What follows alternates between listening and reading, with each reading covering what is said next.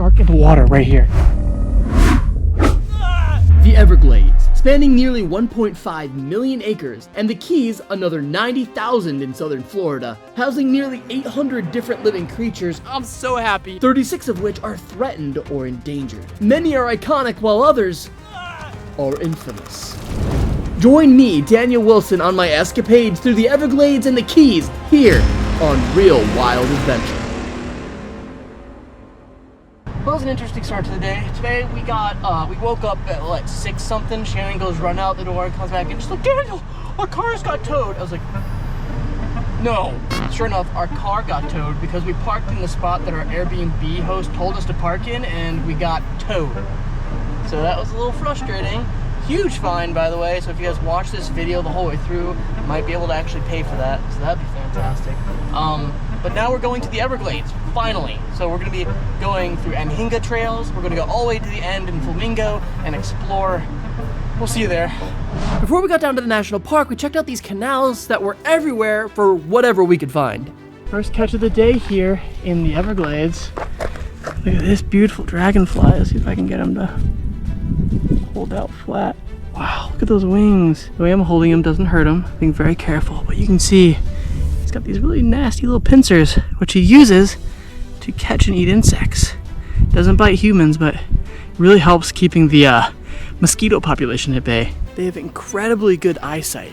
And what's really cool about them is they don't just have incredible eyesight, almost 360 degrees, but their wings allow them, they're one of the few animals in the animal kingdom that can actually fly backwards, forwards, and just be super acrobatic in the air, which makes them incredible predators. And they'll go and they'll eat like all kinds of different types of like insects and mosquitoes and flies that you and I would hate. These guys just literally eat them up. How cool is that? Let's go ahead and let him go. Ready? Oh. There he goes. Let's see what else we can find, guys. Woo! Net him and clutch. Right here behind me are some really cool peacock bass. They're really beautiful, invasive species found here in Florida in these freshwater canals. And they're literally right there. Check this out. You know, they say that bear poop is edible.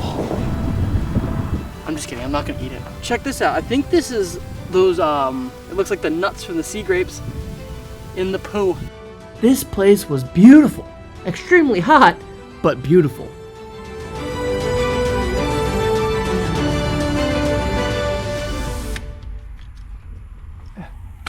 Yes!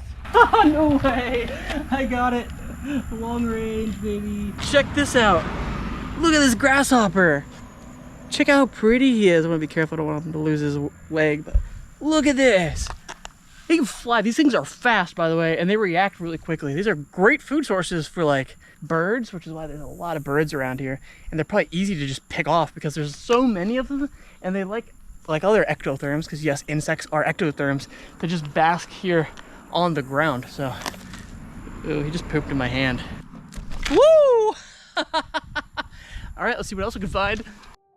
We didn't have a whole lot of luck catching anything after that, so we jumped in the nice, cool, air-conditioned car and headed on our way to Everglades National Park.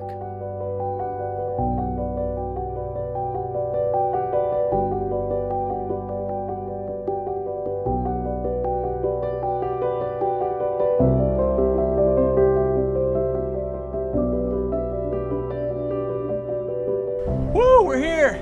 Once we made it to the national park, handling wildlife was prohibited, but that did not stop us from seeing some incredible wildlife. Like this massive eastern leopard grasshopper. These are large-bodied, often clumsy grasshoppers that are literally everywhere.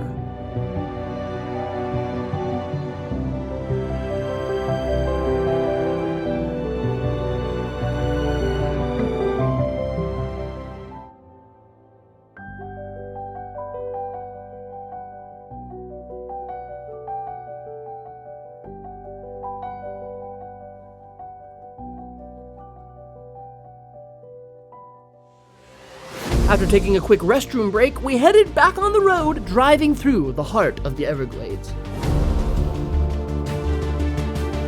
Oh, Florida Panther. The sign that says Florida Panther. So we're gonna watch out for those today. Everywhere in southern Florida, just heaps of trash, which is wild, including a lot of the state parks, which is really weird. And just came into Everglades, which is a national park, so it's run nationally by the NPS. It's immediately. So much cleaner. Like the cleanest I've seen so far here in southern Florida. I'm not gonna lie, the lack of trash was a really nice thing to see, considering we'd seen a lot during the rest of this trip. There's also like little road schmutzes all over the place, and all of those are the grasshoppers that I keep finding. They're huge. They look like you can see them crossing the road. Like there's one right there. I'm gonna try and dodge it. It's crazy. As we got deeper into the Everglades, our first stop was the iconic Anhinga Trail. Named after the fishing bird, it was gorgeous. But the first thing I noticed was actually all of this Spanish moss on these trees. The funny thing is that Spanish moss is neither Spanish nor moss. In fact, it actually originates from the southern United States down through parts of South America, and it's not naturally found in Spain. It's called Spanish moss basically because the Spanish explorers discovered it, liked it because it was cool, brought it back, misidentified it as a moss, and as a result, it was dubbed Spanish moss. Neither originating from Spain or being a moss. It can be a bit of a confusing plant, but in actuality, it's not a moss. It's a bromeliad, more closely related to a pineapple than any kind of moss at all. Walking this trail was incredible. It felt like taking a step back in time to another world. We saw lizards, insects, and a lot of fish.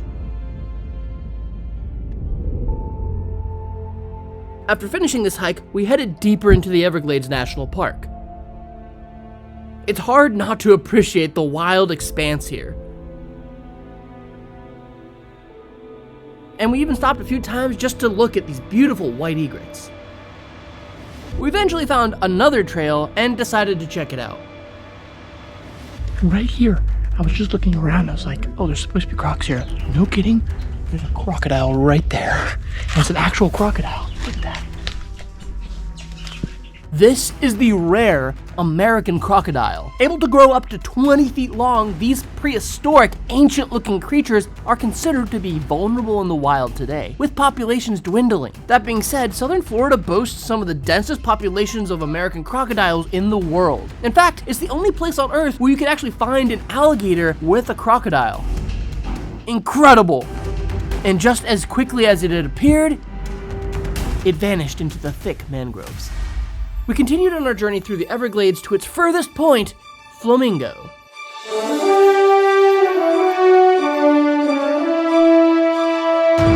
Flamingo was once a rural fishing village, and long before the Spanish arrived in Florida, the Tequista and Calusa tribes called the Everglades home. It wasn't until the late 1800s that European settlers began to inhabit Flamingo. Named for its once abundant population of the bird, today you would be extremely lucky to even see one at all. As the years progressed, the harshness of the land took its toll on its new inhabitants. Between isolation, mosquitoes, and severe weather, the new inhabitants were battered with challenges. Eventually, fewer and fewer people lived there, until 1947 when the National Park Services dedicated nearly 8,000 square miles to what is now known today as Everglades National Park, including its furthest corner, Flamingo.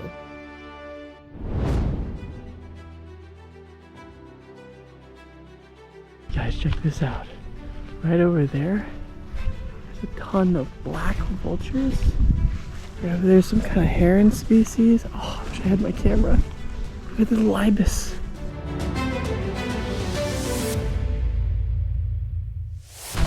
This is a horseshoe crab. These are crazy. I've never seen a live one in person before. But this is one. This is just the shell. And these guys are super duper interesting. Something huge just jumped in the water there. I don't know if it was a dolphin or... Anyways, back on track. Look at this. This is not as big as they get. I've seen them like this big, like shells. You pick them up, they're huge. This is a perfect one. This one I think actually was one and it passed away. That is pretty cool. I'm gonna put that back for someone else to enjoy. Let's see what else we can find here. This is really cool. There's a shark in the water right here. You see it? It's right past.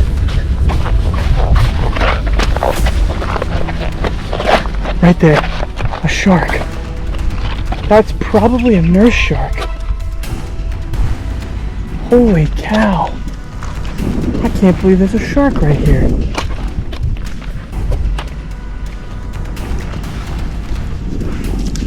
Going in. Wow, there he goes. This place looks ancient. It's hard not to wonder what this place might have felt like for the people that first came here. It's so wild, powerful even, an almost eerie beauty whispering its secrets in the humid wind. It draws you in while also pushing you away. It's wild. It's unreal how many bugs are out here. Gosh, check this out. I can't believe it.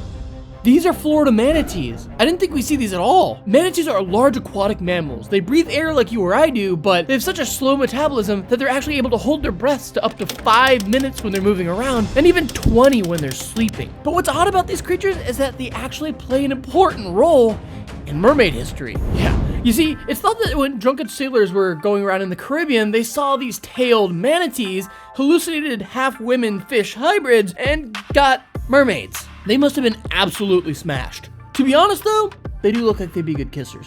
Ooh, look, more poo. These guys here were drinking the water pouring out the side of the seawall, and the coolest part was that there was actually a baby. Oh my gosh, it's so cute. Oh, and this is poo. This is manatee poo, just floating around there. Looking at this healthy population of manatees here made me so excited because in the wild, they're considered to be vulnerable, with many populations on the decline. But a baby is such a great sign. New life, a chance for the future of these gentle giants. Speaking of gentle giants, do you know what the closest living relative of the manatees are? Go ahead and guess. Throw it in the comments below, and I'll get back to that in a minute. Look at this. I was able to get within feet of them. So cool. It's important to note, however, that as a result of their status in the wild, it is illegal to even touch them. This basically helps to prevent people from doing things that might harm manatees, either intentional or not. But what are some of the main threats facing manatees today? I got you. Those main threats are algal blooms, red algae specifically, and boat strikes. If you look close enough, you can actually see the scars from boat propellers. Some are not so lucky that they survive. So, if you're ever in a boat where there might be manatees nearby, watch for signs and keep your boat at low speeds. To answer the question earlier, manatees are close relatives of, drumroll please, elephants. Two kinds of majestic megafauna, one terrestrial, the other aquatic. Did you guess right? Such a cool animal. I love them. Look at these two, the mom and the baby just going off. Such a cool thing to see.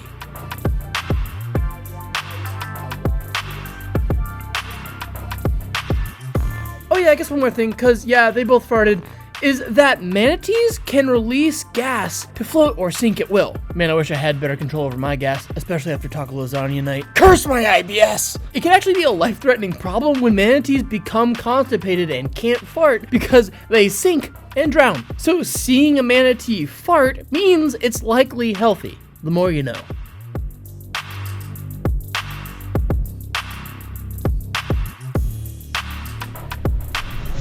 Not even joking, there's a croc right there. Look at this dude. We were just vibing, going to go look on the manatees again. And another crocodile. This guy's tiny, he's maybe 5 feet max. Really cool find though.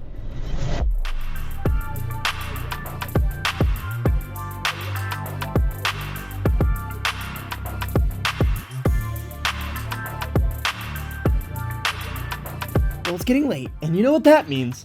We're going looking for creatures of the night. Alright guys, let's see what we can find. We're gonna see a croc, so we can be quiet.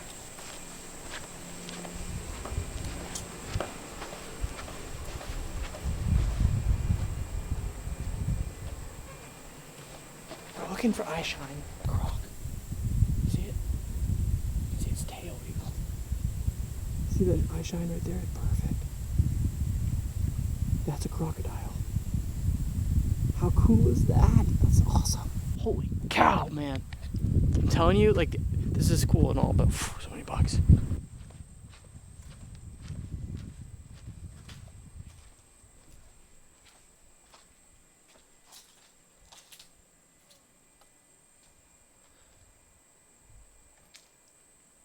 Holy cow, look at how big these are. I'm so scared.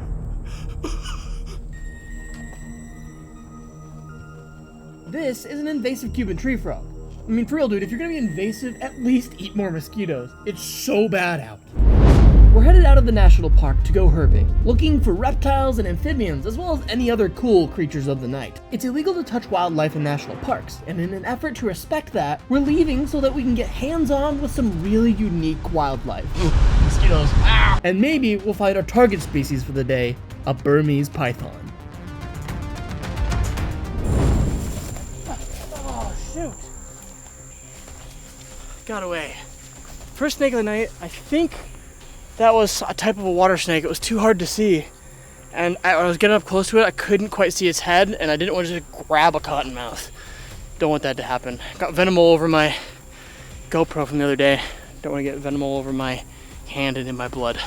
It'd be a painful hemotoxin. All right, let's keep going. One is a good sign.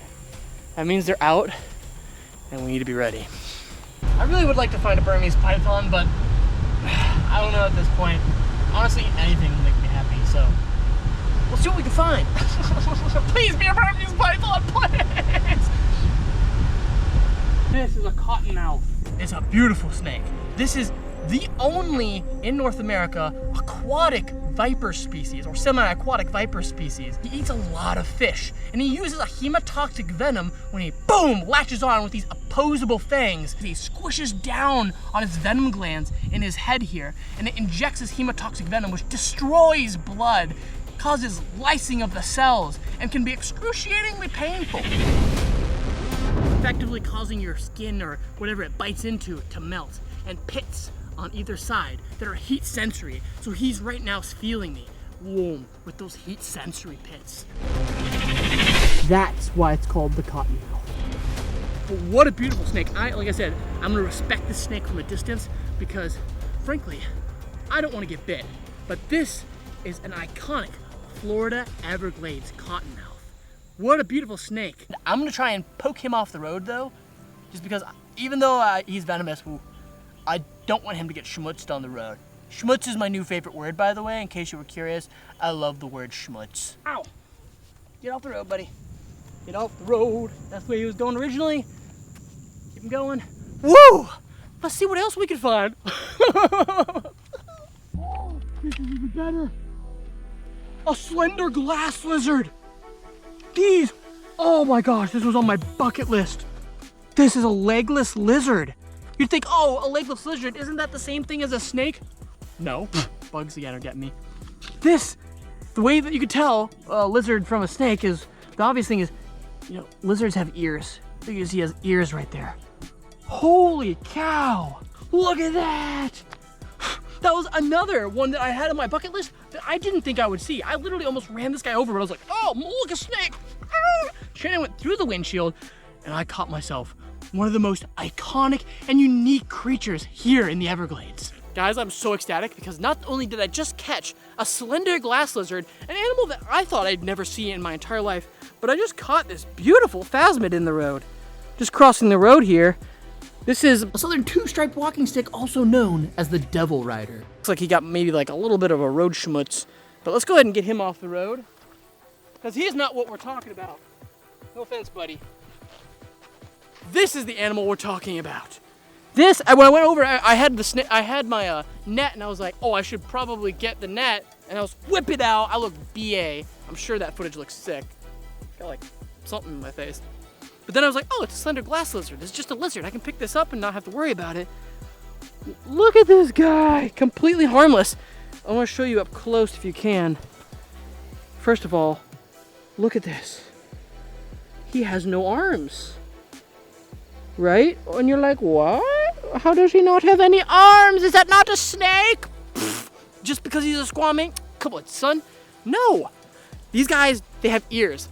Snakes don't have external slitted ears, whereas lizards do. That's just one of the characteristics that really differentiates snakes from lizards. How cool is that? This is like a bucket list animal for me. I'm so excited. This is the night that the Lord has made. You know what I'm saying? I'm so happy. All right, guys, so he was crossing the road that way. So if you handle wildlife, which if you don't know the animal, never pick it up. I knew exactly what it was, so I knew I'd be safe. I'm gonna move him in the direction he was originally moving, because if you move him like against the direction, like if he was going that way and I moved him that way, guess where he's gonna go? He's gonna go that way. So we're gonna put him right over here in the grass, just to stay safe. Ah! Oh, what a cool find. Such a beautiful and incredible creature that I bet you had never heard of. Let's see what else we can find. This is a great night. Mr. Python, where you at? I'm coming for you. Woo! Check out this beautiful, ow, these mosquitoes are getting me. Beautiful water snake. Now he's got the kind of perfect camouflage on top, but look at that belly. It's almost a reddish, and he's so calm. I'm not gonna lie, I was a bit confused by this one at first. I knew it was a species of water snake in the genus Nerodia, but what kind? Eventually I was able to determine the species and even the subspecies. The difficulty in identifying this specific individual came from its unusual color and patterning. This is the mangrove salt marsh snake, Nerodia clarkii compressicata. Such a peaceful snake. People are terrified of snakes, and they really don't need to be. I mean, look at this guy. Not even trying to bite me. I'm just kidding. Not even trying to bite me. First snake of the day, first captured snake of the day. Such a cool find. Let's get him off the road so nobody hits him, and let's see what else we can find. Look at this little dude. Okay, watch out. Look out, dude. Let's get him off the road. Come on, buddy. We're not gonna pick him up again, because today we're not gonna be handling the venomous snakes, but...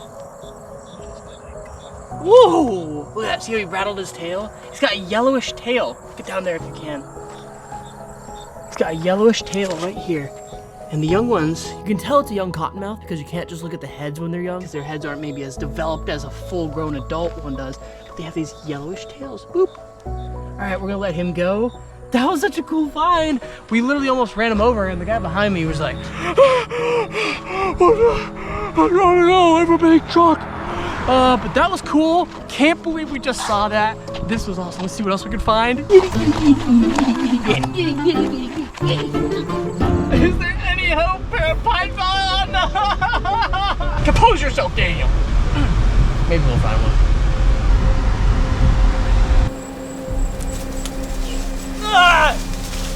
Got it. Heck yeah, buddy. We got a Burmese Python. Woo! Woo! He's coming for me. He's coming for me. I want to get his head. Calm down, buddy. Calm down, buddy. Calm down. Oh. Oh, whoa. No. Come on. Shannon, come here. I need the light. I got him. As long as I can pit him properly. And I do not want to get bit by my first Burmese Python. Let's go. Yes. Yes. Heck yeah, buddy. This is the largest snake here in the Everglades, and sadly, it's an invasive species. And so, these guys, the problem is, they get much bigger than this. Can you believe that? I'm about 5'10", and he's almost taller than me. That is wild. Hold on, there's a car coming. We gotta get out of the way.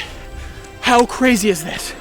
I cannot believe I was literally just telling Shannon, what if I find one of these snakes?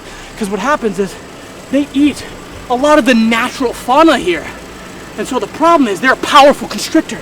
And they get so big, they can eat things like even gators and crocodiles, protected native species. And it's sad to see, but it's so cool to see them, even though you don't really want to see them because they're causing such a huge problem in this ecosystem. But what a wild animal! But oh my gosh, let's go, baby! Oh wow, that is the catch and the highlight of my trip.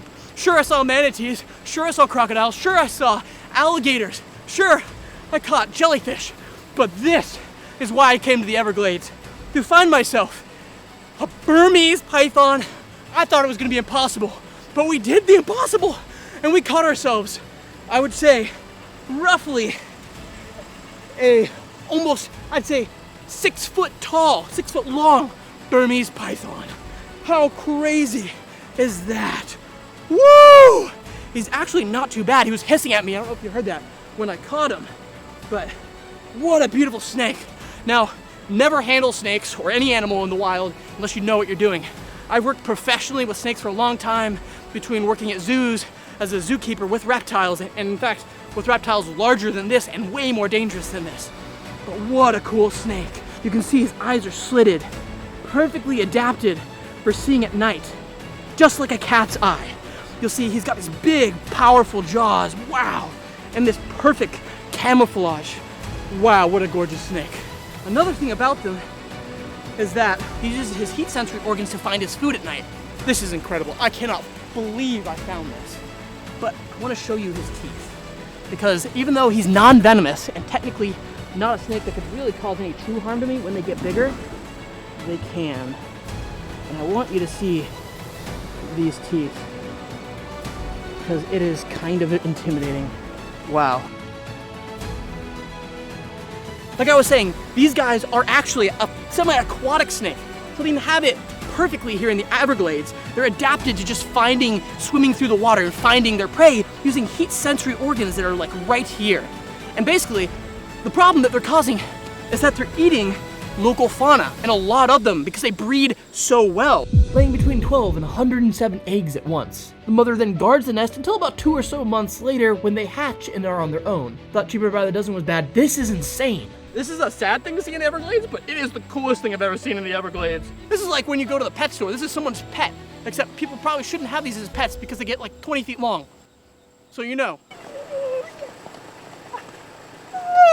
I think it's also important to note that Burmese pythons are illegal to have as pets here in Florida. A bit late at this point, maybe. What a beautiful snake. Seriously though, it's just so sad that they're playing such a pivotal role in destroying the Everglades. That being said, I do think it's also important to note that we can't entirely blame them for what they're doing. These pythons are just doing what they do best, being predators. And in their native habitats in Southeast Asia, they're actually considered to be a vulnerable species, with many populations on the decline, partially as a result of overharvesting, but more classically as a result of habitat loss. It's just interesting to me that we're seeing a shift as an animal loses its native range and gains such a strong hold in another.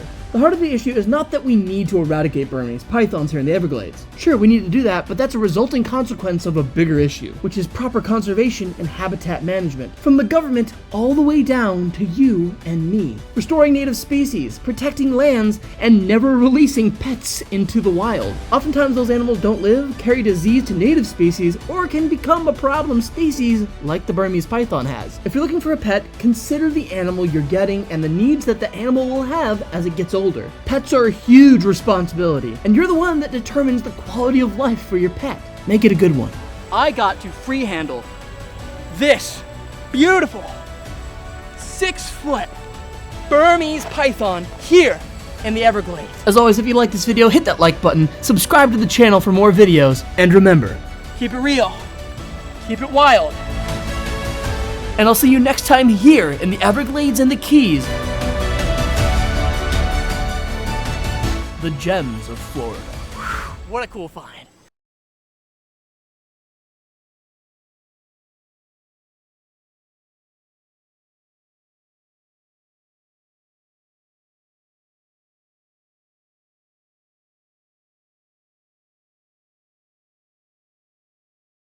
Woohoo!